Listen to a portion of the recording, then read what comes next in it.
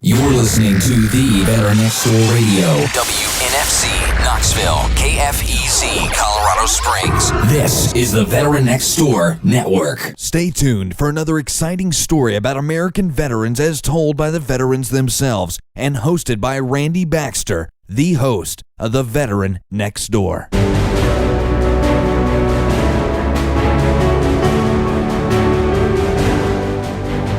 The Veteran Next Door. Here's your host, Randall Baxter.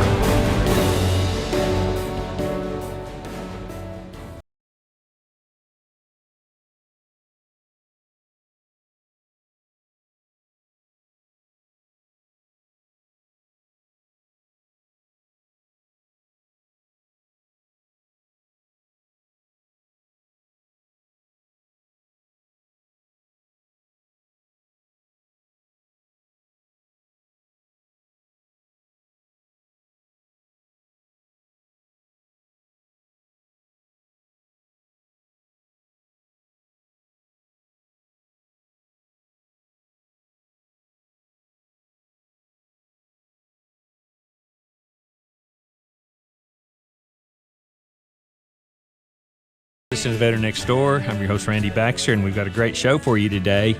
We're going to be talking about ways to improve the mental health for veterans in the Knoxville region. We've got our guests here today. That's Mr. Ron Morton, Mr. Dennis Levin, and Freddie Owens. Ron Morton's a Vietnam veteran. How you doing, Ron? Good. And Mr. Levin, are you a Vietnam veteran or? I served during the Vietnam era. I didn't go to Vietnam, but Okay. I was on active duty at that time. And you're a chaplain for United States Air Force? That's right. I'm retired. Mm-hmm. And Freddie Owens, another Vietnam veteran. How you doing, Freddie? I'm doing great. I think this is like our 161st or 62nd interview, and I've interviewed veterans from World War II all the way up to today's battles, and they've all talked about, not all of them, but a lot of them have had post-traumatic stress and issues when they came home. Some dominated in their family, some with their wives, some with their children. One show we did was called Anonymous, that was a Vietnam veteran who explained why his life had been ruined, or why the Vietnam War, his experience during the Vietnam War had ruined his life, all the way up to the point of the day he passed away. He was still regretting what had happened. So before we get too deep, I want to read a letter just so that you can get an idea of what we're going to be talking about. It's from a book that's called When War Comes Home. It's a Christ-centered healing manual for wives and combat veterans. So I just want you to listen to this letter. Where is my husband? Who is this man that they sent home to me? There must be some mistake. I pick up the morning papers and read the names of the fallen. I ache for their loved ones. Jason's name is not listed among the dead, and for this I am eternally grateful. Yet I ache for myself. My heart breaks for both of us. Sometimes I feel like my marriage died for my country. Jason is not the man who deployed. We are not the same couple who tearfully said goodbye all those months ago. God protected Jason, but God didn't protect him. I prayed Psalm 91 for Jason every day, many times a day, believing God would shield him, cover him, even make him bulletproof. I prayed for him the minute I awakened, and as I got our kids ready for school, as I stood in bank lines, as I waited in traffic, and as I washed the dinner dishes, and then outside looking up into the stars and the rising moon, and finally as I lay in our bed alone, over and over, I prayed for his safety.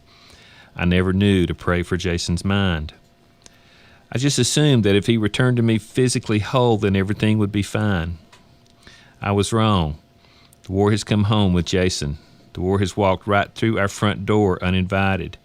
It sits on our sofa, rides in our car with us, and eats our meals with us. The war is here 24/7. Jason's pain seems to be contagious. He's been home for a while, and we're all hurting now.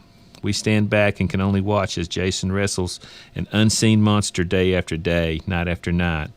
Sometimes he seems pretty normal, but then something happens, and this mysterious beast emerges, breathing fire, vomiting the contents of its wounded soul all over everyone.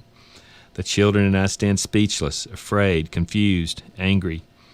Sometimes at Jason, sometimes at the beast that this war conceived in my beloved soul, writhing in its personal agony, imprisoned in its own pain and anchored to this war.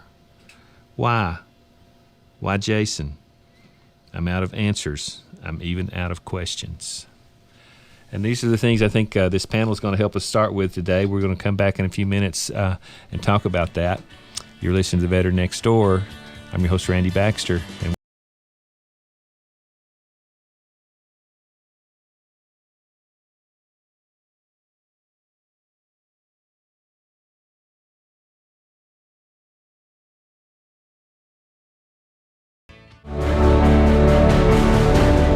The Veteran Next Door will return in a moment.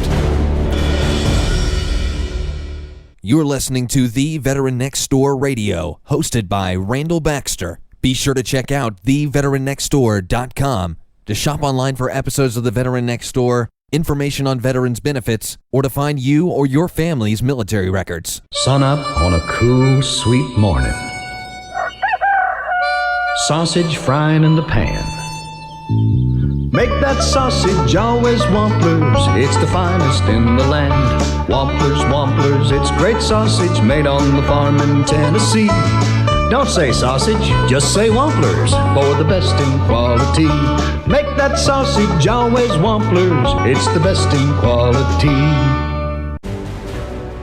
Energize, detoxify, and hydrate 6 times faster with Hydrate Alkaline Ionized Water. Hydrate is available at the Veteran Next Door store at 4812 Asheville Highway and also available at your local Knoxville area Walgreens. Bottled at the source in Dandridge, Tennessee, this natural spring water and effective antioxidant reduces acid waste, hydrates cells quickly, and tastes delicious. Hydrate is a veteran-owned business and a proud sponsor of the Veteran Next Door. For more information about Hydrate Alkaline Ionized Water and the benefits it provides, visit www.historicsprings.com. That's historicsprings.com. Try it today. Statements not evaluated by the FDA nor meant to replace your doctor. Now back to The Veteran Next Door.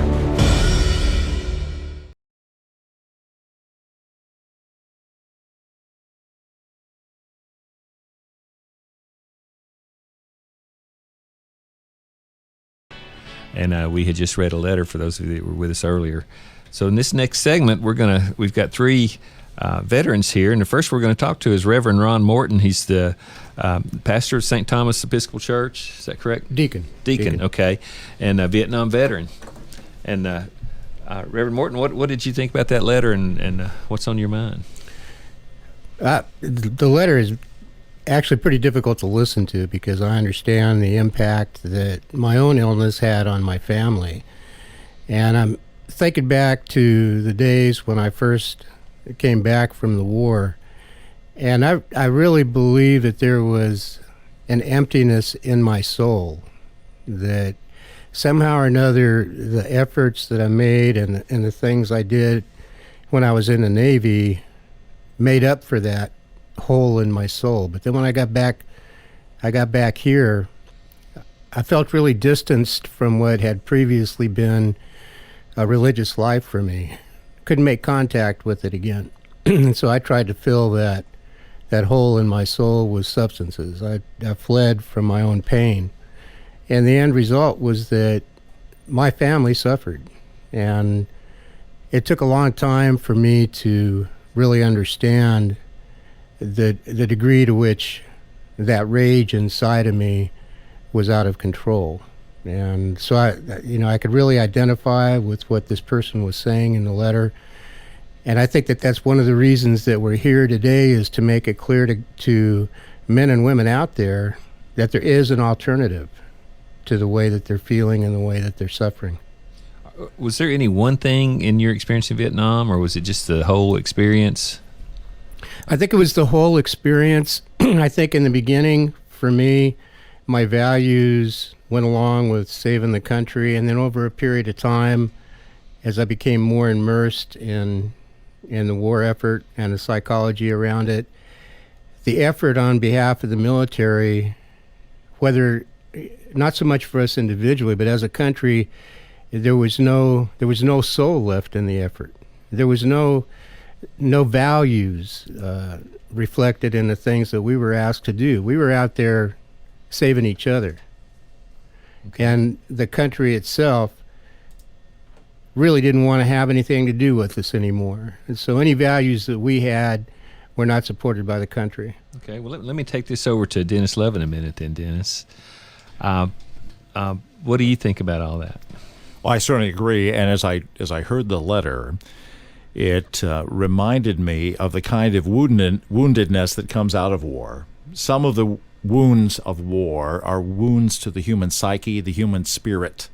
I'm not talking about religion now. I'm talking about the way we are, individual spirits, and the way we are wounded. And Ron used the term "a hole in his soul." I think you were saying something like that. I think her husband's experienced this, and now she's experiencing this in a very deep and profound way. And what happens also, the woman who wrote this letter obviously had a faith base in sending her loved one to war. And it strikes me that there's something like a theological injury too. There's an injury to our theology. I thought God worked like this, but in fact, it works like that. In other words, she was praying. I prayed Psalm 91. I think she said every day over him, and that was her understanding of how her life with God would work. And she felt there was an injury to that understanding. So there's a new theology that's forming, a new way. How does God work, and how does God bring redemption through this? And that's part of what I think we're thinking about this morning. One way that it can get people back into community. A characteristic of this type of injury to the spirit, to one's ideas, is isolation. Ron, you talked about that. There's this, instead of wanting to be in community, you don't. You want to get off. You want to say, no, I don't buy that anymore. That's not who I am. I'm confused. I'm wounded. And, it's that pain that wraps you up in yourself. People in pain tend to be absorbed in that pain, and it makes us want to turn inward instead of turn to each other for help. Okay. And how about you, Mr. Freddie Owens? From the Redemption Church, and you have a military ministry inside that church? Yes, I do. Okay, and you're a Vietnam veteran? And a Vietnam veteran, and my pastor is also. When I hear the letter, it takes me all the way back to the middle 60s. And there is a lot of pain from the standpoint of coming back, going over as a Christian and coming back as probably a halfway atheist, of trying to figure out where God was. So the children and the wives of those individuals that we left behind, I still had to face them when I came back, because a lot of those guys didn't come back. So I still communicate with those individuals today, and just to see them in their environment today, it gives me the energy to continue on. So this girl here that wrote this letter, she had a deep concern. And when you read Psalms 91, that's exactly what it is. There's a lot of things that changed my life, in being a part of this military ministry, but it didn't come easy. I spent approximately six-week period in in-house treatment, trying to determine where my life can go. And it was only through the urging of my wife that gave me an ultimatum that said, hey, this is what you're going to have to do to improve yourself. So that's what I sought out. But that really didn't come out until after 9/11. And I lost one of my best friends in the towers in 9/11. So that created another fear of why. And Ron alluded to, we were there for each other. And had we not been there for each other, we probably would not have survived, the battle in Vietnam. And I'm not a veteran, so it's a hard question for me to ask, but when do you realize that you have changed? Can any of you take that question? Is that a fair question? Yeah, I changed when I finally figured out that as a 19-year-old young man, I could die. I mean, I went into the war like a lot of other young men, believing I was indestructible at some level, and then being confronted with my own mortality. And I think that it shook me to the degree that I was suddenly asking myself why I was there. What was I really trying to do? And initially, it was easy for me. I was supporting an effort that I believed in. But we were together out there, whether we were on a ship or we were on shore in a rice paddy. We were together, and most veterans these days who are in combat, they could be completely surrounded by thousands of civilians and be alone. But if they're in a group with other veterans, they are never alone. And we sense the difference automatically. One of the problems with working or becoming involved in faith-based organizations is that there aren't a lot of folks who really understand what veterans go through. So even in a church with a large congregation, we may feel alone unless that church and that religious group is sensitive to what's gone on with us. Mr. Levin, you said that you were a Vietnam era veteran but didn't go to Vietnam. And were you a chaplain then? No, I was a line officer then. I came on active duty right at the end of the Vietnam War era, and so I was in training when the war ended. Okay, and so then I went from there on as a line officer, went back to seminary and graduate school, and then became a chaplain later. Can you pinpoint a time in your career where you started seeing this problem? Well, I think we certainly saw it in the at the post-Vietnam era. We saw it then. There was a great deal of unrest. I became aware of it later in life as a chaplain and dealing. I went Desert Storm in Iraq was the time when I was on active duty and began to see it there. I think the first time I remember it happening is when I was stationed in Cheyenne, Wyoming, and a guy came in to see me and reported that he had been a guard at the Marine barracks in Lebanon that was destroyed. Remember, the suicide bomber drove in, and he said he was the last guard before that guy got through. And he did his best to stop him, but he didn't stop him. And so years later, he was still feeling this sense of trauma, of stress, of that isolation, that loneliness that comes from how could this have happened? It is, I think, inconceivable to most people. Most of us, human beings, have been through some traumatic things. Most of us have been through something. But to be through a warfare kind of situation is really life-changing. And so I guess that was one of the first times I was aware of, here is a person coming in and said, look, this is a deep wound that keeps haunting me. We're going to cover a lot of that later on in the show. I want to take one more question with you. Do veterans who feel that way know where to go for help? Well, we found through research, and this is from the Veterans Administration, that veterans are 5 times more likely to go to a clergy person for help than they are to a professional psychologist or a psychiatrist or to the medical community. We know that they tend to turn toward the clergy for help. Now, what's happened also in our clergy population's changed. It used to be a time, universal conscription, everybody was draft eligible, and almost everybody in the population, it came from all across, everyone got drafted. That was true of us in the Vietnam era. That was a draft kind of time. Not anymore.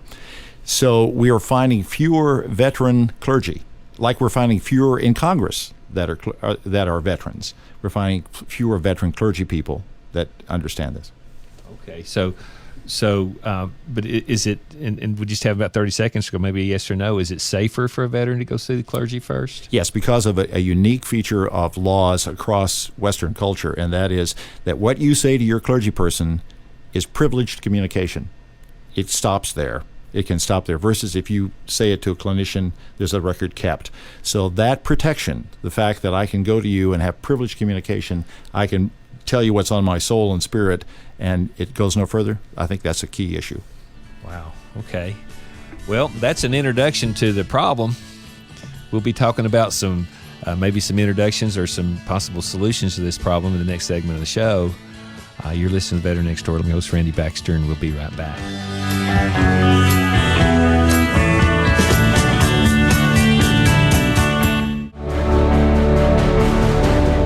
The Veteran Next Door will return in a moment. Stories told and retold from the battlefronts of America's wars by the veterans themselves. The Veteran Next Door. You love the show.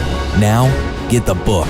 World War II, Volume 1, 1939 to 1946. Read about how our veterans attempted to free children trapped by fascist countries. Learn about the supermen we sent to liberate the world from the crimes of World War II. Stories of Pacific land battles on the land and the sea, battles in Europe, land in the air, survival in the ocean, when a ship sinks and one breaks in half, soldiers who deserve the Medal of Honor, and read the story of the Battle of Athens, Tennessee, when many soldiers came home and had to deal with a corrupt county government and prove the need for our Second Amendment. Stories told and retold from the battlefronts of America's wars. Be sure to get your copy at Amazon.com. The Veteran Next Door. Stories from World War II, Volume 1, 1939 through 1946. Don't miss one word of The Veteran Next Door. You know, I do want to talk to you a little bit about the book I've written, The Veteran Next Door, 1939 to 1946. You know, it's interesting how sales are going on the book. You know, I'm getting orders for 4, 5, and 6 copies for a family. And people are starting to say, you know, I want my children to learn about World War II without all the battles and without all the generals and everything. Just learn about World War II from the people who were involved. You can go to Amazon.com or Barnes & Noble and order the book, but for the same price and get autographed copies for you and or members of your family. You can call my office at 865-525-2323 and get your autographed copy today. Just call 865-525-2323. Now back to the Veteran Next Door.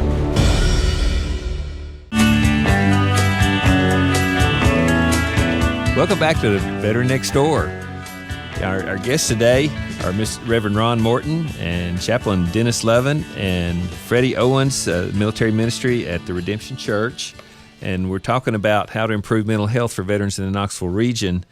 But, you know, listening to you guys talk a few minutes ago, I keep thinking, you know, as just a historian or somebody that watched the Vietnam War and watched it go by, as I grew older, and I learned, and I've said this several times, that the population in our country couldn't separate that unpopular war from the soldiers we sent to fight it. And I used to think, well, that's the problem. You know, I always thought that was just the problem, but that's just a small piece of it, because these same soldiers, and even from Iraq and Afghanistan or World War II and Korea, they had to come home and deal with their family situations. I was at home the other night with Linda, and we were watching a movie, and I said, you really need to watch this movie. And she said, why? And I said, well, it's the best years of our lives, and it was one of the first post-traumatic stress war movies that came out talking about how soldiers came home. And one was having a real problem. Well, they were all having a problem with their families. So maybe Freddie, you can expand on the family systems or whatever we need to, you know, a soldier when he comes home, when war comes home to the family. Well, when war really comes home, it really leaves when you come off the battlefield. There in Vietnam, we're in the rice paddies at 11 o'clock in the morning when they told you had to leave. And less than 18 hours later, you're in California. And you walk out of the terminal and you have these individuals that's outside demonstrating. You want to know, what the heck are they demonstrating about?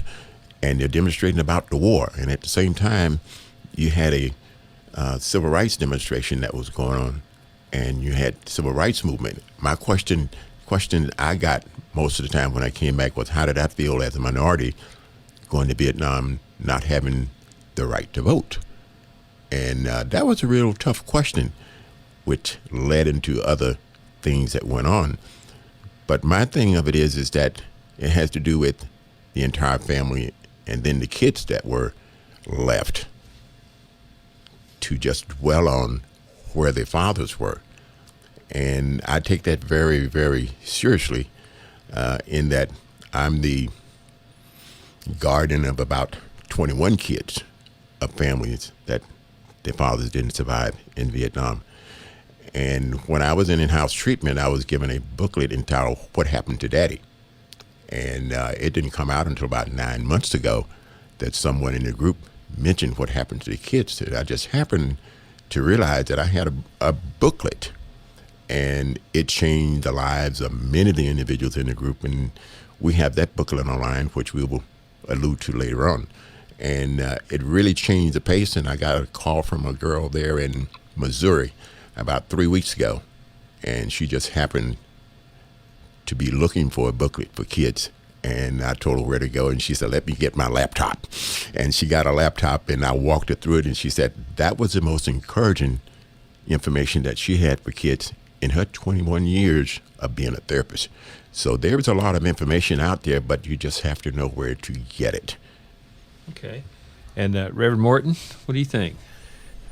I'm remembering back to dealing with my own mental illness and remembering what it was like to not know what was wrong with me.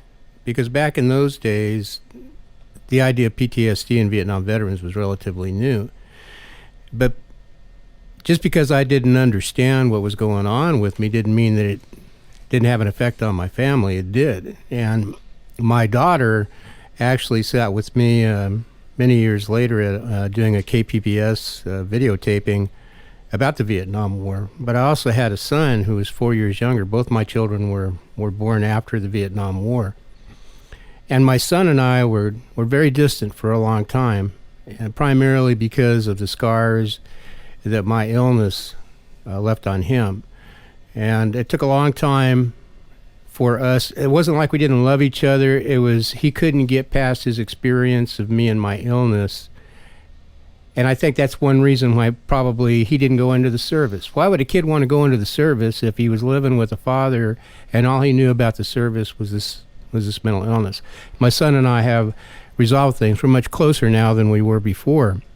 But it took a long time for that issue to resolve itself. And I know that there are veterans out there right now who are struggling with that same issue, whether they're Vietnam or Desert Storm, Afghanistan, makes no difference, World War II. That distance is created by that mental illness, which it makes it all that much more necessary to deal with the illness so that we can heal our children as well. How about it, Reverend Levin? Well, you know, the thing I'm remembering, just last week I was with a couple of, one was from Iraq, another from Afghanistan, and the young man from Iraq had a suicide bomber come up behind him and blow himself up. He had shrapnel in the brain. He said most of his head is pretty much plastic from they had to replace his skull and so on. And I was at a therapy session at a place called the Shangri-La Therapeutic Academy of Riding out in Lenore City. And these veterans, sponsored by Wounded Warrior, are actually riding horses there, and it's a part of their the therapy experience that is helping them to become whole. But I saw his wife was there, and I could tell that his injury, which happened, I think, in 2008, has had a profound impact on her too. So these injuries impact as both Fred and Ron were saying, impact the entire family system. Another thing that comes to mind. In World War II, my mom was a vet, and I think your mom was too. Well, she worked at Oak Ridge. She worked at Oak Ridge. Yes. My mom was in the was a WAC and served actually overseas. But what's happening now too is that women are involved in combat and are coming back injured. You know, we have a congresswoman who lost both her legs, and she's serving in Congress. So it impacts not just men, and it's impacting women who are serving in the military too, and their children and their families. So these injuries that happen as a result of warfare to the human spirit also affect the entire family system. Wow. You anything to finish up on that, Freddie?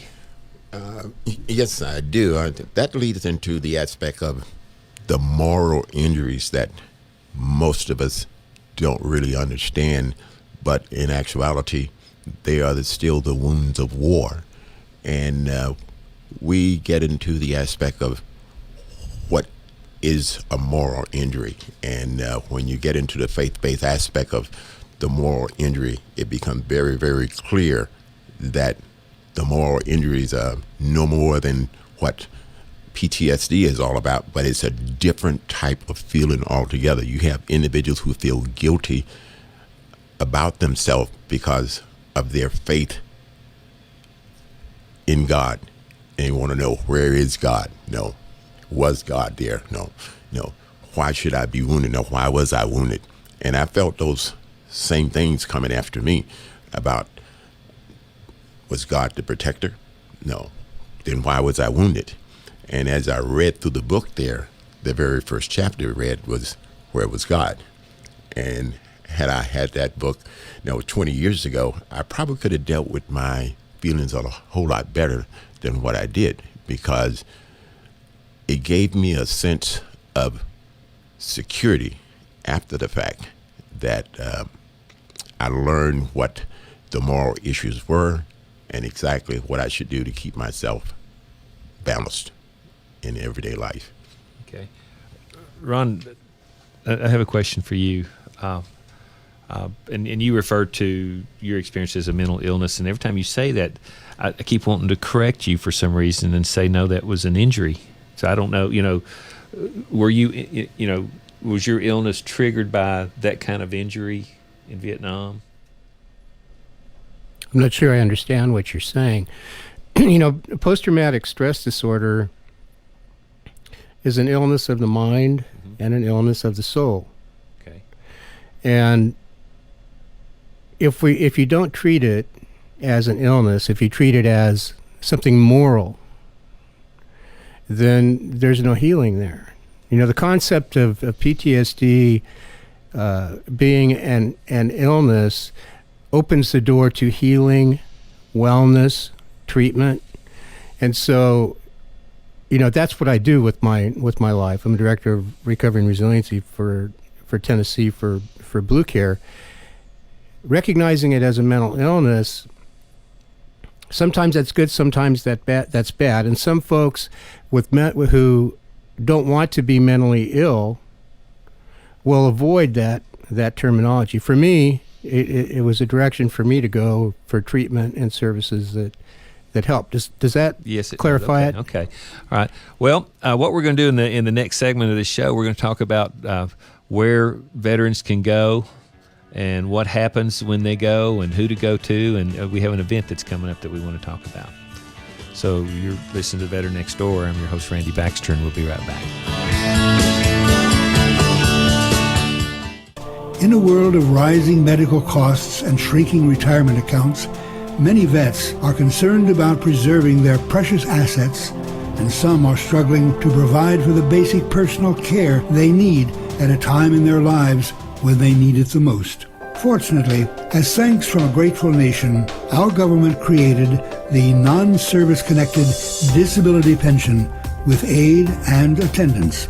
It provides qualified veterans and their surviving spouses with a tax-free monthly pension to help defray the cost of long-term care for those who need in-home care, assisted living, or skilled nursing care.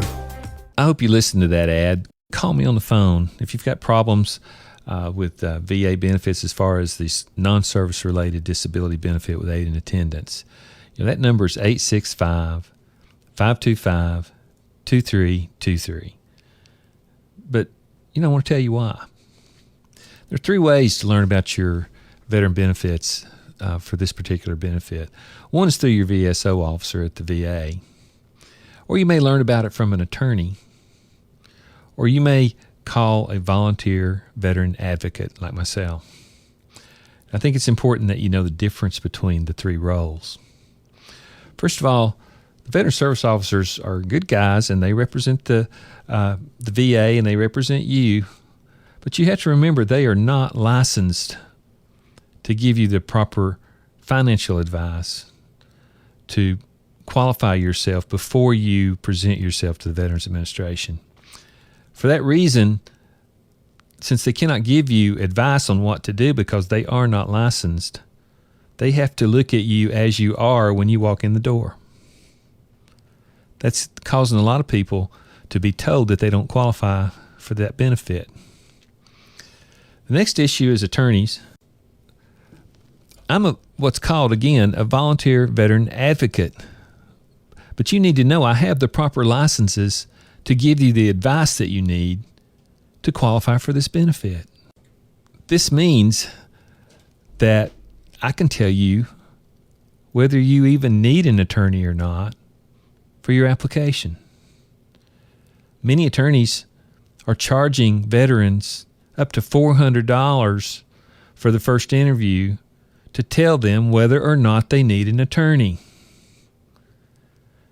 So this is the important part. Your volunteer veteran advocate who has the proper licenses can save you in legal bills and can save you a declination from the Veterans Administration, and it's absolutely free. So why would you pay an attorney, or why would you go to someone who does not have the proper licenses to give you the proper advice before you talk to a volunteer veteran advocate? So if you are a veteran, the surviving spouse of a veteran, or a family member of a veteran who may need these services, call Randall Baxter, 865-525-2323, and schedule an interview.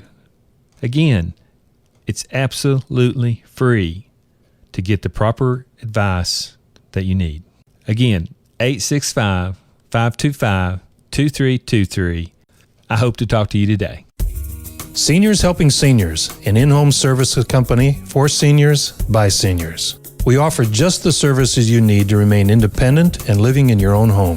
The type of services we provide are companionship, housekeeping, meal preparation, transportation, doctor visits, and much more. We provide these services with other caring and compassionate seniors. When these services are provided by other active seniors who really understand what your life is like as a senior, it can make a big difference. We want to keep you independent. We want to keep you safe. We want to bring a little joy to your life. Call Seniors Helping Seniors in-home services today. Find out how we can make a big difference for you or a loved one. Call 865-269-4483. That's 865-269-4483. Seniors Helping Seniors in-home services.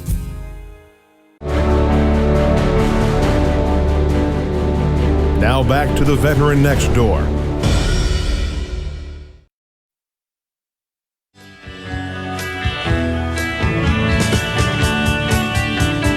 Welcome back to the Veteran Next Door. I'm your host, Randy Baxter, and we're talking about mental health issues, and just from listening to you guys talk today, I keep thinking if I were that veteran and I was having those problems, I don't know where to go or what to do.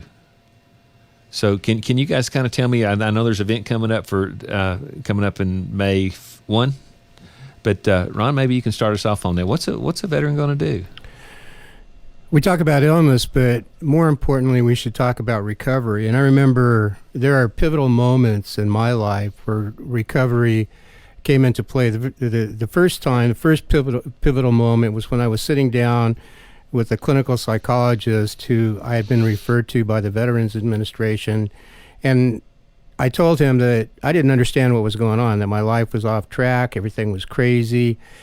He said, well, I know what's wrong with you. You've got post-traumatic stress disorder. That was a pivotal moment for me because suddenly I could put a name on what was wrong with me.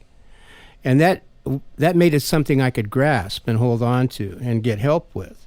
And that was really probably the beginning of my recovery from PTSD. I still have symptoms of PTSD. I don't think it will ever disappear completely, but it brought me to a point where I could seek services that helped me on the road to recovery, the road to wellness, to a better life. And I've had a wonderful life since that point.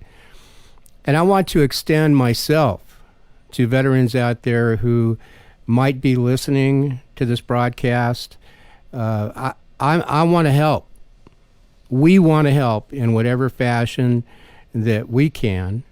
And I want to give my phone number so if there are veterans out there that are struggling, we will get you involved with folks who can help you make sense out of all this.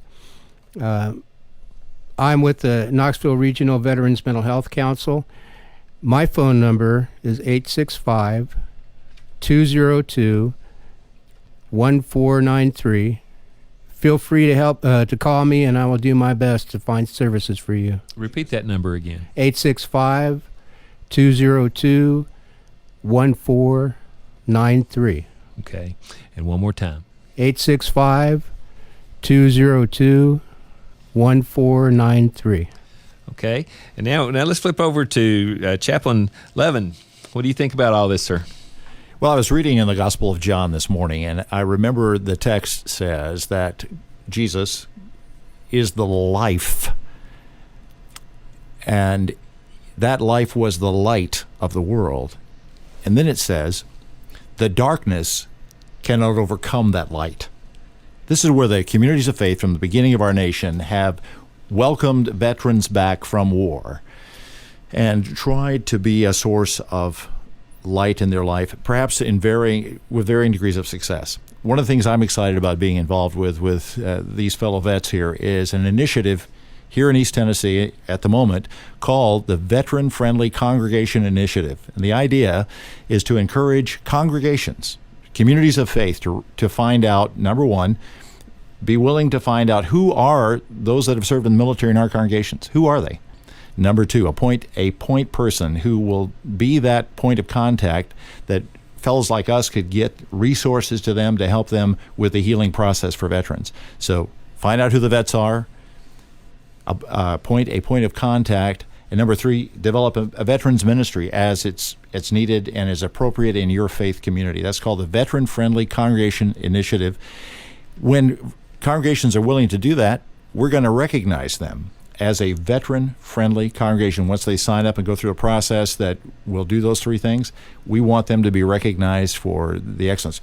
Many of our congregations here are already veteran-friendly, just haven't been recognized. We want to encourage that.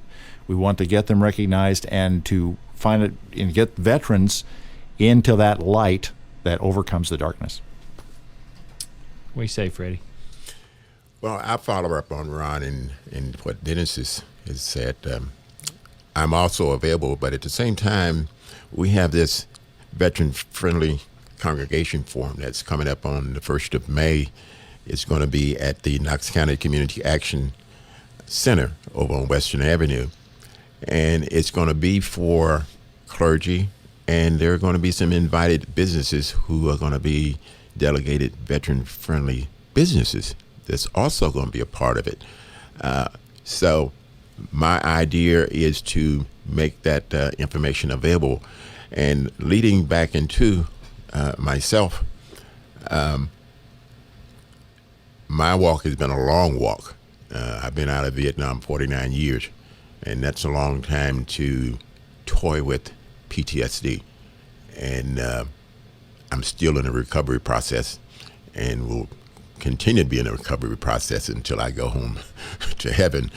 And I'd like to advise all of the veterans out there to take advantage of any and all treatment that's available to you. And if you'd like to give me a call, my number is 865-405-6345. And that number is available 24/7, no matter what time it is. I still have friends and still have veterans that I served with in Vietnam who still call me late at night with their problems and in anything that might go through them, that they still call me. I still roll out of my bed, and my wife said, go right ahead and talk to them. So my wife understands exactly what my ministry is all about, and I don't hesitate. So as I said, my number is 865-405-6345. Just give me a call. Okay, so veterans, and you mentioned it earlier, I think, Reverend Levin, the ministers can play a key role here, but I'm kind of picking up that maybe the ministers, the civilian ministers, don't know what to do. Well, that's part of the issue, perhaps, and I think you're right, because if you've never been through this and you've never lived through what a PTSD spiritual injury can be, or had never been around folks that have had it, you may not have a clue. And another thing, I've been a pastor, a civilian pastor, before I was a chaplain. And your plate's full. And people will come to you and you're not sure what to do, and it's easy just to say, well, I don't want to get involved. And what we're hoping to do is, through this veteran-friendly congregation initiative, is to have the pastor be able to say, here's a vet that understands you. We vets can talk to each other real easily because we come from a common culture. We understand, we talk a similar language, even though we're in different military services. There's a common core there. So it's the idea of not pastors just saying, oh, I don't need another problem. I understand that. But you need a solution, and one of the solutions will be finding out who your veterans are, getting a veteran that will be like Fred here and says, hey, listen, I understand. Let me take the football on this and be able to hand it over to them. Fred? I myself, in my church, my pastor is a Vietnam veteran, and I don't put any of the undue burdens on my pastor. Anything that has to do with the ministry outside of his leadership and directing me and making sure that I understand what his role is, they come through me. And this is what I do. We take care of them. I'm the layperson in the church. I'm the one that take care of all of those problems. I'm the one that they lean on. I'm the one that the wives come to when the husband has to go to Mountain Home for treatment. I'm the one who gives them directions on what they should do and the services that they should treat. We had an individual who was going up for an operation, and the VA didn't give them the proper direction of what the wife should actually have, the conveniences of when he had the operation. So I had to encourage her to let those individuals know what services that they had to provide for her. And she came back and she gave me a great big hug, and she said, if you really knew how much I appreciated that information, that they were, she was really dumbfounded because no one gave her the information before the fact that she went there for the operation. And with that, when we as soldiers and sailors and airmen, we have that information and it's available for you in your church and in your congregation, you'll find out that everything will run just smooth. Ron, I saw you take a note. Yeah, I wanted to very quickly tell a short story. On Veterans Day this year, I actually celebrated Veterans Day at our church with our congregation, and I asked all the veterans in the congregation to stand up. And I went around individually and asked them which branch of the service they were in, and it was very moving. After church, one of the gentlemen came up to me and said, no one has ever asked me during a church service to let them know who I was as a veteran.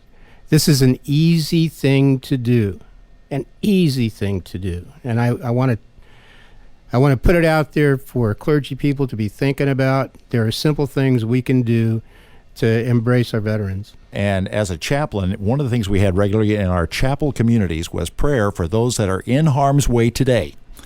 There are people here in the Knoxville region whose heads will hit the pillow tonight wondering if their loved one is safe tonight in Afghanistan, and some that are still in other places that are harmful in the world that are serving today. I want to encourage faith communities to recognize their veterans and to pray regularly for those that are in harm's way today, this minute, right now, and their families who are waiting behind, not knowing if someday a sedan with a chaplain in it will pull up in front of their door and knock on the door to tell them that their loved one has been wounded or lost. Now, chaplains often, as a chaplain over 100 times, I've done those kind of, assisted with those kind of notifications. Chaplains don't actually do the notifications, but that's what I've been doing.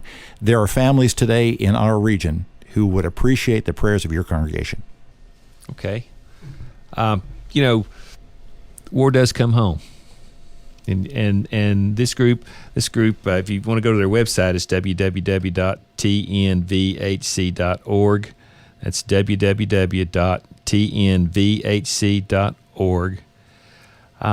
But your congregation, if you're out there listening, you don't go up to your minister and tell them about the event that's coming up. We'd love to have your minister there. I think we only have 162 seats, and we're going to be full. We want you to come in. But here's what I want you to know. Veterans are 5 times more likely to seek help from their clergy than every VA service combined. Your congregation could help promote awareness of the needs of those sacrificing their time and effort to support our country.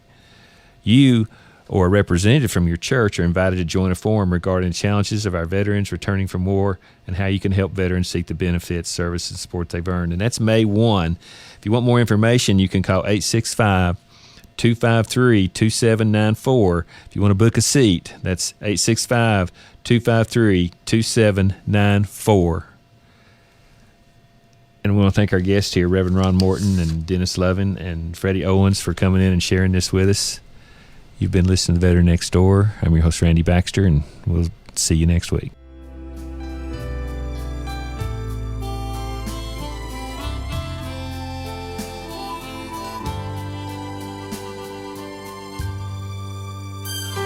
I never was a soldier, but I played one as a child. History was good to me. I grew up free and wild. You've been listening to Randall Baxter and the Veteran Next Door. You're listening to the Veteran Next Door Radio. WNFC, Knoxville, KFEZ, Colorado Springs. This is the Veteran Next Door Network. Next Door Network. Next Door Network. Next Door Network. Next Door Network. Next Door Network.